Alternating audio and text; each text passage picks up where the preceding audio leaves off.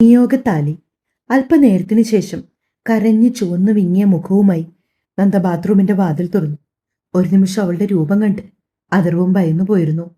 എന്താ നന്ദ, എന്താ പറ്റിയത്? അവൻ അവളെ തന്റെ നെഞ്ചോട് ചേർത്ത് പിടിച്ചുകൊണ്ട് മെല്ലെ സാവധാനം ചോദിച്ചു.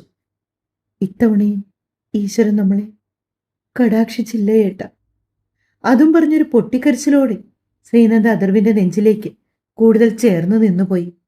അഥർവ് അവളെ എത്രയൊക്കെ ആശ്വസിപ്പിച്ചിട്ട് അവളുടെ കരച്ചിൽ തോർന്നില്ല. അവളുടെ കണ്ണുനീര് അഥർവിട്ടിരുന്ന ടീഷർട്ടിന് മുകളിലൂടി അവന്റെ നെഞ്ചിൽ ചൂട് പടർത്തി. അയ്യേ, അത്രേ ഉള്ളോ? എന്റെ നന്ദ, താൻ എന്നെ പേടിപ്പിച്ചു കളഞ്ഞല്ലോ. ഞാൻ കരുതി. ബാക്കി പറയാതെ അഥർവ് കുനിഞ്ഞുപോയ ശ്രീനന്ദയുടെ മുഖം പിടിച്ചുയർത്തി. അതിനെന്താ, നമുക്ക് മുൻപിൽ ഇനി ഒരുപാട് മാസങ്ങളുണ്ട്. പോരാത്തതിന് നന്ദ തീരെ ചെറുപ്പവും. ഡോക്ടർ പറഞ്ഞതൊക്കെ ഓർമ്മയുണ്ടല്ലേ? നമുക്ക് രണ്ടുപേർക്കും യാതൊരുവിധ പ്രശ്നങ്ങളും ഇല്ല. ചിലപ്പോ വാവയ്ക്ക് നമ്മുടെ അടുത്തേക്ക് വരാനുള്ള സമയമായിട്ടുണ്ടാവില്ല. ഇതെത്ര പ്രാവശ്യം ഞാൻ പറഞ്ഞു നന്ദ? താൻ എന്താ ഇനിയും ഈ യാഥാർത്ഥ്യം ഉൾക്കൊള്ളാത്തത്? ഏട്ടൻ എങ്ങനെ പറഞ്ഞാൽ മതി? ഒരു കുഞ്ഞു കാൽ കാണാൻ മോഹിച്ച് അത് കിട്ടാതെ വരുമ്പോഴുള്ള ദുഃഖം എനിക്ക് മാത്രമേ മനസ്സിലാവൂ. ഇത്രയും ചെറിയ കാര്യത്തിനൊക്കെ ഇങ്ങനെ കരഞ്ഞു വിഷമിച്ചാല് ഇനി ലൈഫിൽ ഇതിലും വലിയ പരീക്ഷണങ്ങൾ വരുമ്പോ നന്ദ അതിനൊക്കെ എങ്ങനെ നേരിടും?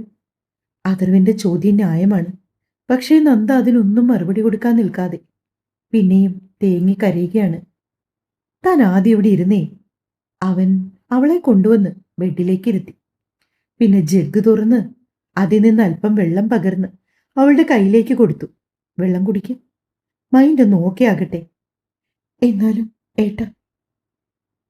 വെള്ളം കുടിച്ചു കഴിഞ്ഞതും നന്ദ വീണ്ടും പഴയപടിയാണ് സംസാരിക്കുന്നതെന്ന് കണ്ട് അഥർവ് ചൂണ്ടുവിരൽ കൊണ്ടൊന്ന് നെറ്റിപ്പോറി. താൻ കുറച്ചു സമയം റെസ്റ്റ് എടുക്ക്, ഞാൻ ഇപ്പൊ വരാം പറഞ്ഞുകൊണ്ടവൻ ധൃതിയിൽ താഴേക്ക് നടന്നു. ഇന്ദിര ആ സമയം ലിവിംഗ് റൂമിലുണ്ടായിരുന്നു. അവൻ അവർക്കടുത്തേക്ക് ചെന്നു. അഥർവിന്റെ മുഖഭാവം മാറിയിരിക്കുന്നത് കണ്ട് ഇന്ദിരയുടെ മുഖത്ത് ഒരു ആകുലത നിറഞ്ഞു. എന്താ മോനി, എന്തുപറ്റി? എന്തെങ്കിലും പ്രശ്നമുണ്ടോ? അവർ നിർത്താതെ ചോദ്യങ്ങൾ ചോദിച്ചുകൊണ്ടേയിരുന്നു. ചെറിയൊരു പ്രശ്നമുണ്ട്. അമ്മ റൂമിലേക്കൊന്ന് ചെല്ല്. എന്താ മോനി? നന്ദമോൾക്ക് എന്തെങ്കിലും വയ്യായിക്കോ മറ്റോ? ഏയ്, വയ്യായിക്കൊന്നുമല്ല. അയാൾ ഈ മാസവും ടെസ്റ്റ് ചെയ്തു. എന്നിട്ട്? ഇന്ദിരയുടെ മുഖത്തും വല്ലാത്തൊരു പ്രതീക്ഷ. Result negative. ഞാൻ എത്ര പറഞ്ഞ് മനസ്സിലാക്കാൻ ശ്രമിച്ചിട്ടും ഒരേ കരച്ചില്. അമ്മയൊന്ന് ഞാൻ ആശ്വസിപ്പിക്കുക. എനിക്കിനി നന്ദയുടെ കണ്ണുനീർ കണ്ടുകൊണ്ട് നിൽക്കാൻ വയ്യ. അഥർവ് പറഞ്ഞ കാര്യങ്ങൾ കേട്ട് ഇന്ദിരയ്ക്കും വല്ലാതെ വിഷമം തോന്നി. സാരമില്ല, ആര്യൻകുട്ടൻ ഇപ്പൊ എഴുന്നേക്കും. നീ അവന്റെ അടുത്തേക്ക് ചെല്ല്. ഞാൻ നന്ദമോളെ ഒന്ന് കണ്ടിട്ട് വരട്ടെ പറഞ്ഞുകൊണ്ട് ഇന്ദിര മുകളിലേക്ക് നടന്നപ്പോ അഥർവ് നേരെ ഇന്ദിരയുടെയും മാധവന്റെയും മുറിയിലേക്ക് പോയി. ഇന്ദിര റൂമിന്റെ വാതിക്ക ചെന്നപ്പോ തന്നെ നന്ദ കരയുന്ന ശബ്ദം കേട്ടു. ഈശ്വര, ഈ കുട്ടിയെ ഞാൻ എന്തു പറഞ്ഞ് ആശ്വസിപ്പിക്കും? അവർ വേദനയോടെ നെഞ്ചൽ കൈവച്ചോർത്തു. പിന്നെ വരുന്നത് പോലെ വരട്ടെ എന്ന് കരുതി ഡോറ് തുറന്നു. അവരെ കണ്ടതും ശ്രീനന്ദ ഇരുന്നിടത്ത് നിന്ന് ഓടി വന്ന് അവരുടെ തോളിലേക്ക് മുഖം പൊഴുത്തി. ഏങ്ങി കരുന്നതിനിടയിൽ അവൾ അമ്മയെ വിളിക്കാൻ ശ്രമിക്കുന്നുണ്ട്. എന്താ മോളെ ഇത്? നിനക്കെന്താ എത്ര പറഞ്ഞാലും മനസ്സിലാവാത്തത്? ഡോക്ടർ പ്രത്യേകം പറഞ്ഞതല്ലേ ഇങ്ങനെ മനസ്സ് വിഷമിക്കുവോ ടെൻഷൻ അടിക്കുവോ ഒന്നും ചെയ്യരുതെന്ന്. അതിന്റെ പേരിലല്ലേ നീ ജോലിക്ക് പോലും പോകാതെ ഒരു വർഷം ഈ വീട്ടിൽ തന്നെ ഇരിക്കുന്നത്. ഡോക്ടർ പറയുന്നത് പോലെ ഡയറ്റ് നോക്കുന്നുണ്ട്, അവർ പറയുന്ന രീതി മെഡിസിൻ കഴിക്കുന്നുണ്ട്, പ്രോപ്പറായിട്ട് ചെക്കപ്പിന് പോകുന്നുണ്ട്. ഇതെല്ലാം ചെയ്തിട്ട് നീ ഇങ്ങനെ ഓരോ മാസവും റിസൾട്ട് നെഗറ്റീവ് ആകുമ്പോൾ കരഞ്ഞു മനസ്സ് വിഷമിപ്പിച്ചാൽ ഇത്രയും നാൾ നമ്മൾ ചെയ്ത ചികിത്സയൊന്നും ഫലം കാണാതെ പോകും പോലെ ആവില്ലേ? മാത്രമല്ല, നീ ചെറുപ്പമല്ലേ. നിനക്കിനിയും ഒരുപാട് സമയമുണ്ട്. 23 വയസ്സെന്ന് പറഞ്ഞു കഴിഞ്ഞാൽ ഒരു പ്രായമേ അല്ലെന്നേ. സത്യം പറഞ്ഞാലേ പെൺകുട്ടികള് ലൈഫ് ആസ്വദിക്കുന്ന സമയമാണ്. അപ്പോഴാ നീ ഇവിടെ കുഞ്ഞിനു വേണ്ടി കരഞ്ഞു വാശി പിടിക്കുന്നത്. ഇന്ദിര അവളെ നോക്കി പറഞ്ഞു. ആഗ്രഹം കൊണ്ടല്ലേ അമ്മേ? അത് ചോദിക്കുമ്പോ ഇടറിപ്പോയിരുന്നു നന്ദയുടെ സ്വരം. ആഗ്രഹമൊക്കെ ഭഗവാൻ നടത്തിത്തരും. തൽക്കാലം എന്റെ പൊന്നുമോള് അതൊന്നും ഓർത്ത് വിഷമിക്കാതെ താഴോട്ട് വന്നേ. നോക്ക്, അഥർവിനും വല്ലാതെ വിഷമായിട്ടുണ്ട്. നീ അവനെക്കുറിച്ച് കൂടി ചിന്തിക്കണ്ടേ? ഇപ്പൊ നീ സങ്കടപ്പെട്ടിരിക്കുന്നത് കണ്ട ആര്യക്കുട്ടനും വിഷമാകും. അച്ഛന്റെ കാര്യം പിന്നെ പറയണ്ട. ദാ ഇപ്പോ തന്നെ നിന്റെ കരഞ്ഞു കലങ്ങിയ മുഖം കണ്ടപ്പോ എനിക്ക് വിഷമമായി.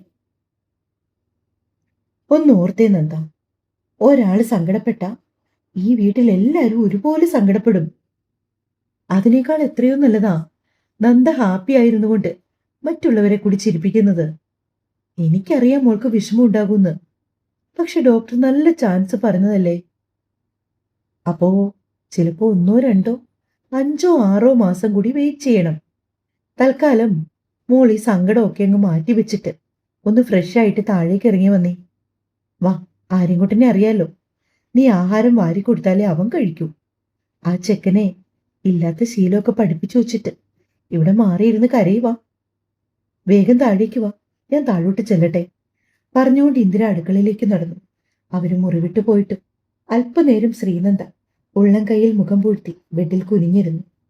പിന്നെ മെല്ലെ കുളിച്ചു മാറാൻ ഒരു ജോഡി വസ്ത്രവും എടുത്ത് ബാത്റൂമിലേക്ക് കയറി.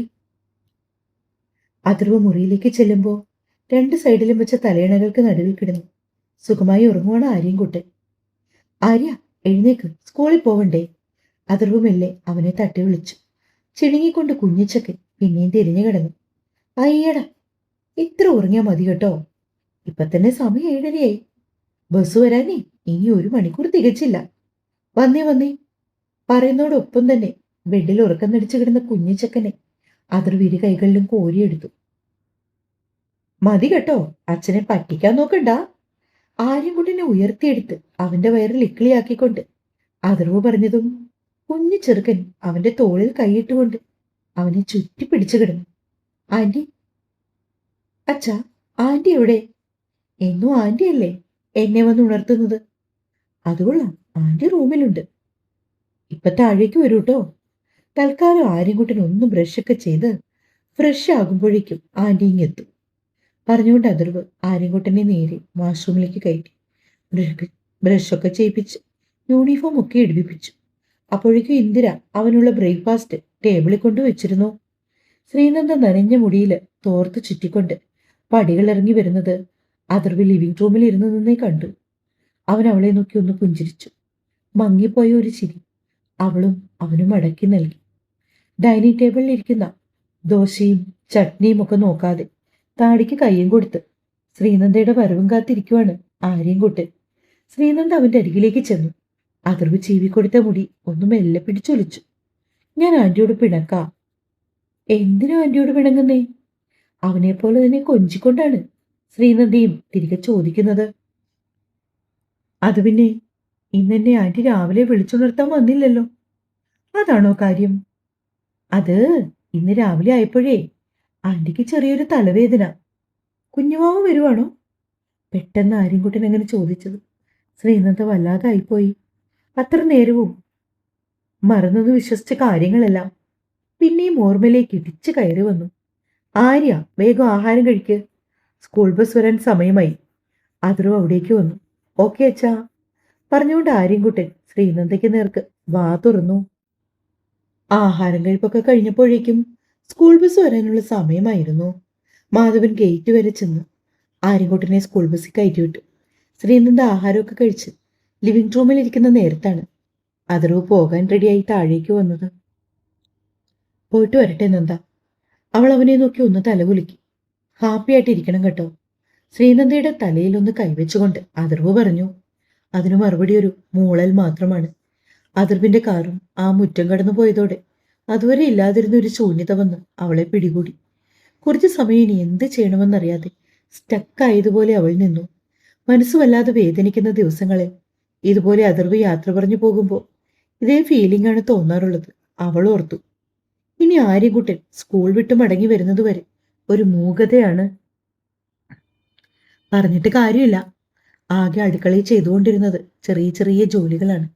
ട്രീറ്റ്മെന്റ് തുടങ്ങിയതിന് ശേഷം ഡോക്ടർ പ്രത്യേകം പറഞ്ഞതാണ് ജോലികളൊന്നും ചെയ്യരുതെന്ന്. അതോടുകൂടി ഇന്ദിര ആ കുഞ്ഞു ജോലികൾ കൂടി ചെയ്യാൻ അവളെ സമ്മതിക്കാറില്ല. Full time rest. വെറുതെ കഴിച്ചും കുടിച്ചും ചിലപ്പോൾ കിടന്നുറങ്ങും, ചിലപ്പോൾ ബുക്ക് എന്തെങ്കിലും വായിക്കും. ഒത്തിരി ബോറടിക്കുവാണെങ്കിൽ ആർക്കെങ്കിലും ഒപ്പം പുറത്തേക്കൊക്കെ ഒന്ന് പോകും. അങ്ങനെയാണ് ഓരോ ദിവസങ്ങളും അവൾ തള്ളി നീക്കുന്നത്. ശ്രീനന്ദ മുകളിലെ മുറിയിലേക്ക് കയറി ചെന്നപ്പോൾ അവളുടെ ഫോൺ റിങ് ചെയ്തു. പാറുവാണ് സ്ക്രീനിൽ തെളിഞ്ഞ്. പാർവതിയുടെ പേര് നോക്കി കാണിക്കെ അവൾ മനസ്സിൽ പറഞ്ഞു. എന്താ പാറു ഇത്ര രാവിലെ തന്നെ വിളിച്ചത്? ഏയ്, ഞാൻ വെറുതെ. നീ എന്ത് ചെയ്യാ? ഫ്രീ ആണോ? ആടി, ഞാൻ ഫ്രീയാ. എങ്കിൽ പിന്നെ ഒരു കാര്യം ചെയ്യ്. നീ എൻ്റെ കൂടെ പുറത്തേക്ക് വരുന്നോ ഇന്ന്? നമുക്കൊന്ന് ഔട്ടിങ്ങിന് പോയാലോ? പാർവതിയുടെ ഏട്ടന്റെ കല്യാണമാണ് 2 ആഴ്ച കൂടി കഴിഞ്ഞ്. പാർവതി ഇപ്പോ തുടർന്ന് PG പഠിക്കുന്നുണ്ട്. ആള് പക്ഷേ ഹോസ്റ്റലിൽ നിന്നാണ് പഠിക്കുന്നത്. ഇതിപ്പോ ഏട്ടന്റെ കല്യാണം ആയതുകൊണ്ട്, പിന്നെ അവൾക്ക് സെം ബ്രേക്ക് ആയതുകൊണ്ടും വീട്ടിൽ വന്ന് നിൽക്കുകയാണ്. നീ റെഡിയാകാവോ? ഞാൻ കാറുമായി അങ്ങോട്ടേക്ക് വരാം. പാർവതി പറഞ്ഞതും ശ്രീനന്ദ ഓക്കെ പറഞ്ഞു. അവൾക്കറിയാം അതിർവ് വിളിച്ചു പറഞ്ഞിട്ടാവും പാർവതി ഇപ്പോൾ തന്നെ ധൃതി വെച്ച് ഔട്ടിങ്ങിന് പോകാൻ വിളിക്കുന്നതെന്ന്. താൻ ഇതുപോലെ മൂഡ് ഓഫ് ആയിരിക്കുന്ന നേരങ്ങളിൽ പാർവതി നാട്ടിലുണ്ടെങ്കിൽ ഇതുപോലെ സർപ്രൈസായി പുറത്തെവിടെയെങ്കിലും പോകാമെന്ന് പറഞ്ഞു വരും. ആദ്യമൊന്നും കാര്യം പിടികിട്ടിയില്ല. പക്ഷെ പിന്നെ പിന്നെ ഒരു കാര്യം മനസ്സിലായി. അതിർവ് വിളിച്ചു പറഞ്ഞത് പ്രകാരം താൻ വിഷമിച്ചിരിക്കുന്ന ഓരോ സന്ദർഭത്തിലും പാർവതി തനിക്ക് തുണയായി വരുന്നതാണെന്ന്. ശ്രീനന്ദൻ നേരെ താഴേക്ക് ഇറങ്ങിച്ചെന്നു ഇന്ദിരയോട് കാര്യം പറഞ്ഞു. അതിനെന്താ മോളെ, നല്ലതല്ലേ? പുറത്തൊക്കെ പോയി ഒന്ന് മൈൻഡൊക്കെ റിഫ്രഷ്ഡ് ആയിട്ട് മോള് തിരിച്ചു എത്തുമ്പോൾ ഒരു സന്തോഷമൊക്കെ വരുമെന്നേ. ചെല്ല്, വേഗം പോയി റെഡി ആയിക്കോ. ശരിയമ്മേ. ശ്രീനന്ദൻ ജീൻസും അല്പം ലൂസായ ഒരു ടോപ്പും ധരിച്ച് മുടി പോണിട്ടയിൽ കെട്ടി. നെറ്റിയിൽ പൊട്ടും നെറുകിയ സിന്ദൂരവും ഒന്നുമില്ല. ചുണ്ടിൽ നേർത്ത പീച്ച് നിറത്തിലെ ലിപ്സ്റ്റിക്ക്. അവിടെ ഒരുക്കം പൂർത്തിയായി. കബോർഡിലിരുന്ന ഹാൻഡ് ബാഗും ഫോണും മാത്രം എടുത്ത് ശ്രീനന്ദ താഴേക്ക് ഇറങ്ങിച്ചെന്നു. അപ്പോഴേക്കും തന്നെ വീട്ടുമുറ്റത്തേക്ക് പാർവതിയുടെ കാറ് വന്ന് നിന്നു. പെട്ടെന്നാണ് ശ്രീനന്ദ ഓർത്തത് പോകുന്ന കാര്യം അതിർവിനെ വിളിച്ചു പറയാൻ മറന്നുല്ലോ എന്ന്. അവൾ ഫോണെടുത്ത് അവനെ ഡയൽ ചെയ്തെങ്കിലും അവൻ കോൾ എടുത്തില്ല. ചിലപ്പോൾ കോൺഫറൻസ് മീറ്റിംഗ് എന്തെങ്കിലും ഉണ്ടാകും. അവൾ അവനൊരു മെസ്സേജ് അയച്ചിട്ടു. കാര്യം അവൻ്റെ അറിവോടെയാണ് പോകുന്നതെങ്കിലും എന്തോ അവനോട് പറയാതെ എവിടേക്കും പോകാൻ അവൾക്ക് തോന്നില്ല. ഏകദേശം 10 മിനിറ്റിന് ശേഷം അവന്റെ ഭാഗത്തു നിന്ന് മറുപടിയായി ഒരു ഓക്കെ മെസ്സേജ് അവളെ തേടി വന്നു. അതുകൂടി ആയതോടെ ശ്രീനന്ദയുടെ മുഖം ഒന്ന് വിടർന്നു. നീ എന്താ തനിച്ചിരുന്ന് ചിരിക്കുന്നത്? അവരുടെ കാറ് മുന്നോട്ട് സഞ്ചരിക്കുന്നിടയിൽ പാറു ചോദിച്ചു. ഏയ്, ഒന്നുമില്ല. എന്താടി, നിനക്കെന്താ ഒരു വിഷമം? കാറ് കയറിയപ്പോ മുതൽ ഞാൻ ശ്രദ്ധിക്കുന്നു. എന്തേലും പ്രശ്നമുണ്ടോ? പാർവതി ഒന്നും അറിയാത്ത പോലെ ചോദിക്കുവാണ്. ദേ പാറു, ഏട്ടൻ പറഞ്ഞ എല്ലാം നീ അറിഞ്ഞിട്ടുണ്ടെന്ന് എനിക്കറിയാം. പിന്നെ എന്തിനാ വെറുതെ ഇങ്ങനെ ഉരുണ്ട് കളിക്കുന്നത്? എടുത്തടിച്ചതുപോലെ ശ്രീനന്ദ ചോദിച്ചു. പാർവതി ചമ്മിയ മുഖത്തോടെ അവളെയും നോക്കി. സത്യം പറഞ്ഞാ നിനക്ക് സങ്കടം വന്നാൽ നിന്റെ ചേട്ടനാ ഇരിപ്പുറയ്ക്കാത്തത്. പിന്നെ എനിക്കും സ്വസ്ഥത തരില്ല. പാർവതി ഒന്ന് വീട് വരെ പോവോ, നന്ദയും കൊണ്ട് പുറത്തെവിടെയെങ്കിലും ചുറ്റിക്കറങ്ങുവോ, എങ്ങനെയെങ്കിലും അവളുടെ പിണക്കം മാറ്റ് എന്നും പറഞ്ഞ് എനിക്ക് സ്വൈര്യം തരില്ല. എന്ത് സ്നേഹമാടി അതിർവേട്ടന് നിന്നോട്. ചിലപ്പോ എനിക്ക് തോന്നും നീ പുള്ളിയുടെ ഭാര്യയാണോ അതോ മോളാണോ എന്ന്. അത്രയ്ക്കല്ലേ കെയറിങ്. പാർവതി തെല്ലൊരു കുശുമ്പോടെ പറഞ്ഞു. കെട്ടുവാണെങ്കിൽ അതിർവേട്ടനെ പോലെ ഒരാളെ വേണം കല്യാണം കഴിക്കാൻ. പാർവതി ആലോചനയോടെ പറയുകയാണ്. അവരുടെ കാറ് നേരെ ചെന്ന് നിന്നത് മാളിന്റെ പാർക്കിങ്ങിലാണ്. എവിടെ വരെയായി പ്രവീണേട്ടന്റെ വിവാഹത്തിനുള്ള ഷോപ്പിംഗ്? എസ്കലേറ്റർ കയറി മാളിന്റെ ടോപ്പ് ഫ്ലോറിലേക്ക് പോകുന്നതിനിടെ ശ്രീനന്ദ പാർവതിയോടായി ചോദിച്ചു. എന്താവാന്, ഷോപ്പിംഗ് ഒക്കെ തകൃതിയായി നടക്കുന്നു. അമ്മ ഒരു സൈഡിൽ കൂടി, ഞാൻ വേറൊരു സൈഡിൽ കൂടി. ശരിക്കും പറഞ്ഞല്ല, അച്ഛനും ഏട്ടനും കിളി പോയി ഇരിക്കും അവിടെ. ചിരിയോടെ പറഞ്ഞുകൊണ്ട് പാറു എസ്കലേറ്റർ ഇറങ്ങി മുന്നോട്ട് നടന്നു. അവൾക്കൊപ്പം നന്ദിയും. നമുക്ക് കുറച്ച് ഡ്രസ് നോക്കിയാലോ? പാർവതി നന്ദിയോടായി ചോദിച്ചു. ഏയ്, അതൊന്നും വേണ്ട. എനിക്ക് ആവശ്യത്തിൽ കൂടുതൽ ഡ്രസ്സുണ്ട് ഇപ്പോൾ. എന്നിട്ട് അതിർവേട്ടൻ അങ്ങനെ അല്ലല്ലോ പറഞ്ഞേ. നിനക്കിഷ്ടമുള്ളത് എന്തും വാങ്ങിക്കൊടുത്തേക്കാനാ പറഞ്ഞത്. പറയുവല്ല, ഓർഡർ ഇടുക ചെയ്തേ. പാർവതി പറഞ്ഞപ്പോ വെറുതെ ഒന്ന് ചിരിച്ചതേ ഉള്ളൂ നന്ദ. തുടരും.